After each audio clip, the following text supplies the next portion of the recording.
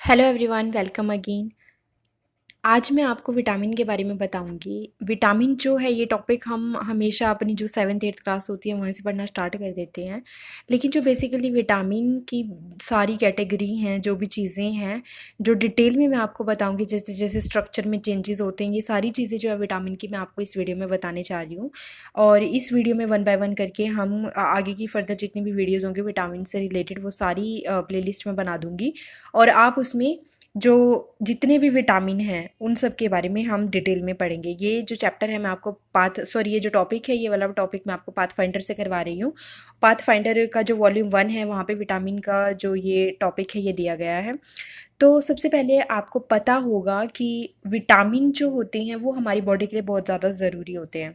Vitamin हमारी body के अंदर खुद से नहीं बनते, तो इसी यही वजह होती है कि हमें जब विटामिन की ज़रूरत होती है तो हमें उनको इनटेक करना पड़ता है। और with the help of our diet हम जितना भी विटामिन होते हैं वो सारे के सारे गेन करते हैं। ठीक है। तो विटामिन जो होते हैं वो हमारी बॉडी के लिए बहुत इंपॉर्टेंट पार्ट होते हैं। हमारी बॉडी के अंदर बहुत सारी रिएक्शंस होती हैं जहाँ पे कुछ को फैक्टर्स होते हैं, कोई एंजाइम होते हैं, वहाँ पे हमें विटामिन की बहुत ज़्यादा ज़रूरत पड़ती है क्योंकि बहुत सारी जगह पे एज अ को एंजाइम वर्क करते हैं। तो यहाँ पे मैं आपको लाइन बाय लाइन बताऊंगी कि विटामिन होते क्या हैं और किस तरीके से वो हमारी बॉडी के अंदर एक अच्छा खासा रोल प्ले करते हैं। ठीक है। तो देखिए, यहाँ पे लिखा है, they are saying that vitamins are organic compounds required by an organism in trace amounts to perform specific cellular function। मतलब हमारी बॉडी के अंदर जितने भी सेलुलर फंक्शंस होते हैं, सेल के अंदर जितने भी फंक्शंस होते हैं उनको परफॉर्म करने के लिए हमें थोड़े से अमाउंट में विटामिन का हमारी बॉडी के अंदर होना ज़रूरी है। मतलब ये बहुत ज़रूरी होता है कि हमारी अगर किसी सेल को कोई फंक्शन परफॉर्म करना है तो उनको ट्रेस अमाउंट में, मतलब थोड़े से अमाउंट में तो विटामिन की ज़रूरत होती है। और बेसिकली इनका नेचर क्या होता है, दे आर ऑर्गेनिक कंपाउंड्स, ये कार्बन के बने हुए होते हैं, ऑर्गेनिक इन नेचर होते हैं। These compounds serve the same roles in nearly all forms of life, but higher animals lost the capacity to synthesize them in the course of evolution। मतलब हमारी बॉडी के अंदर मोस्टली अगर हम ये कहें कि बहुत सारे एनिमल्स के अंदर विटामिन्स जो होते हैं सेम रोल प्ले करते हैं, लगभग लगभग सभी के अंदर सेम रोल्स प्ले करते हैं विटामिन्स।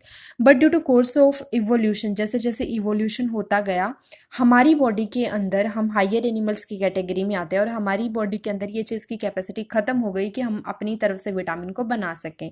तो हमारी जो हायर एनिमल्स होते हैं उनके अंदर विटामिन खुद नहीं बनते हैं। So vitamin are not synthesized by humans, हम विटामिन को नहीं बना सकते।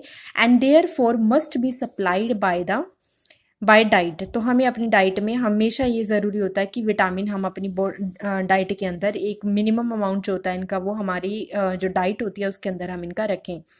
Vitamins can be classified according to their solubility and function in metabolism. हम दो तरीके से विटामिन्स को क्लासीफाई कर सकते हैं। फर्स्ट तो उसकी सॉल्युबिलिटी के बेस पर, और सेकंड हम उसको इस बेस पे क्लासीफाई कर सकते हैं कि मेटाबॉलिज्म की जितनी भी प्रोसेसेस होती हैं उनमें फंक्शन क्या होता है विटामिन्स का। तो इस बेस तरीके से हम इनको दो तरीके से क्लासीफाई कर सकते हैं। मेनली हम इसमें जो पढ़ेंगे वो हम सॉल्युबिलिटी के बेस पर ही पढ़ेंगे कि हम सॉल्युबिलिटी के बेस पर विटामिन्स को किस तरीके से क्लासीफाई कर सकते हैं। The requirement for any given vitamin depends on the organism. मतलब अगर हमारी बॉडी को किसी विटामिन की ज़्यादा ज़रूरत है तो हमें उसको इनटेक जो है वो ज़्यादा करना चाहिए। अगर मान लो हमारी बॉडी के अंदर विटामिन जो है वो वाटर सॉल्युबल है, तो वाटर सॉल्युबल होगा अगर वो विटामिन, तो वो यूरिन के थ्रू पास आउट हो जाता है जब हमारी जब डाइजेशन होता है उसके बाद।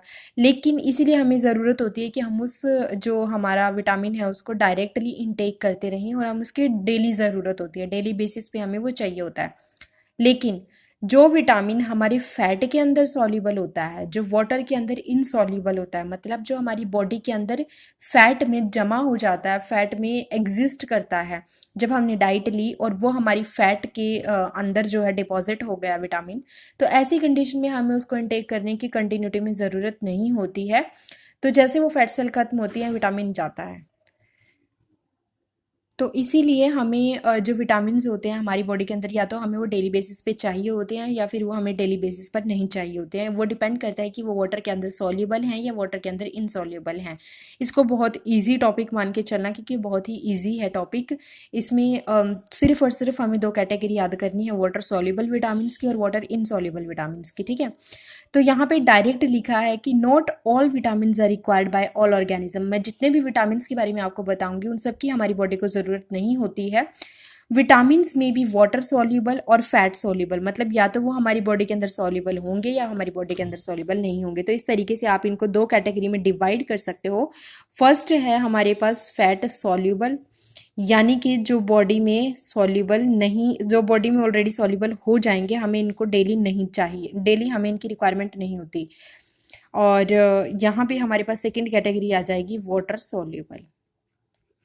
वाटर सॉल्युबल मतलब हमारी बॉडी के अंदर ये हमें डेली बेसिस पर चाहिए, क्योंकि ये डाइजेशन के बाद यूरिन के थ्रू पास आउट हो जाते हैं। और फैट सॉल्युबल मतलब वाटर इनसॉल्युबल।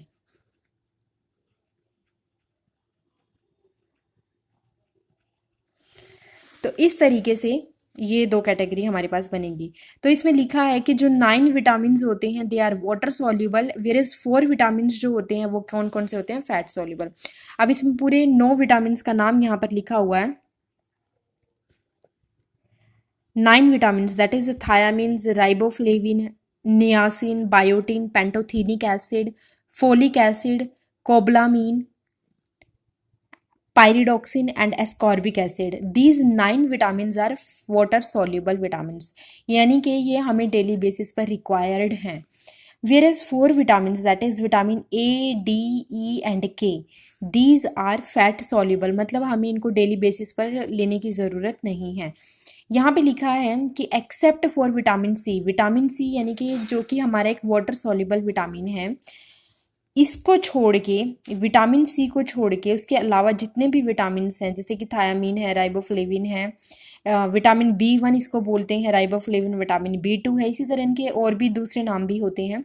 तो इन्हीं में से जब हमारे पास विटामिन सी वाला जो विटामिन है, जिसको हम एस्कॉर्बिक एसिड भी बोलते हैं, तो इस विटामिन को छोड़ के उसके अलावा जितने भी विटामिन हैं वो सारे विटामिन जो होते हैं वो कोएंजाइम का काम करते हैं। They are precursors of coenzyme. मतलब अगर मान लो मैंने नाम लिया राइबोफ्लेविन का, राइबोफ्लेविन क्या है, riboflavin is a vitamin B two vitamin है ये।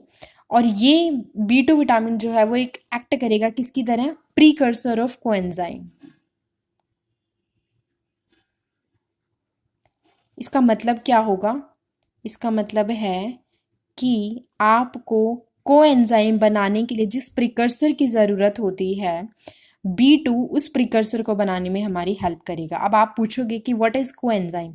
तो कोएंजाइम का मतलब होता है कि एंजाइम के दो पार्ट होते हैं, एक होता है एपो एंजाइम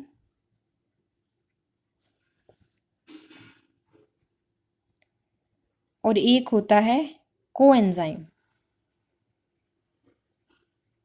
और इन दोनों से मिलकर के बनता है हमारे पास होलो एंजाइम। तो इस पार्ट को बनाने के लिए हमारे पास बहुत सारे विटामिन काम करते हैं, लाइक B2, B3, B1 या विटामिन H, ये सारे जो हैं फंक्शन करते हैं। लेकिन सिर्फ और सिर्फ विटामिन सी को आप छोड़ दीजिए, उसके अलावा जितने भी वाटर सोल्यूबल विटामिन होंगे वो हमारे पास कोएंजाइम का प्रिकर्सर बनाते हैं, ठीक है।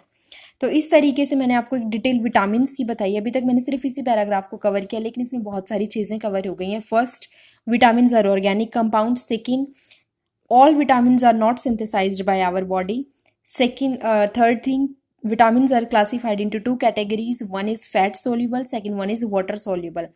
Fat soluble or water insoluble vitamins are 4 in number, and water soluble vitamins are 9 in number. So these 9 type of vitamins are categorized here, like thiamines, riboflavin, niacin, biotin. And these 4 water insoluble or fat soluble vitamins are A, D and K vitamins. Mostly water soluble vitamins are precursors of coenzyme except vitamin C. And on the basis of diet, on the basis of nutrition, vitamins are some vitamins can be synthesized our body, some vitamins can be stored in our body, like fat soluble vitamins can be stored in our body, but vitamins which are required on daily basis, they are water soluble vitamins. तो इस तरीके से हमने ये चीज़ें discuss की। अब next video में मैं आपको वाटर सॉल्युबल विटामिन्स के बारे में यहाँ से स्टार्ट करूँगी और वन बाय वन करके मैं आपको सारी विटामिन्स के बारे में बताऊँगी। टोटल 9 विटामिन्स हैं जो वाटर सॉल्युबल विटामिन हैं, और फैट सॉल्युबल विटामिन्स हमारे पास 4 ही हैं, उनके बारे में बाद में बात करेंगे, ठीक है। तो उनकी स्ट्रक्चर की ये सारी चीज़ें मैं समझाऊंगी कि थायमिन पायरोफॉस्फेट क्या होता है, एफएमएन क्या है, एफएमएन क्या है, उसके अलावा एफएडी क्या है, और ये जो ये रिएक्शंस हैं ये सब क्या हैं, तो ये चीज़ें मैं आपको बताऊंगी, ठीक है। तो नेक्स्ट वीडियो में मिलते हैं। Thank you friends.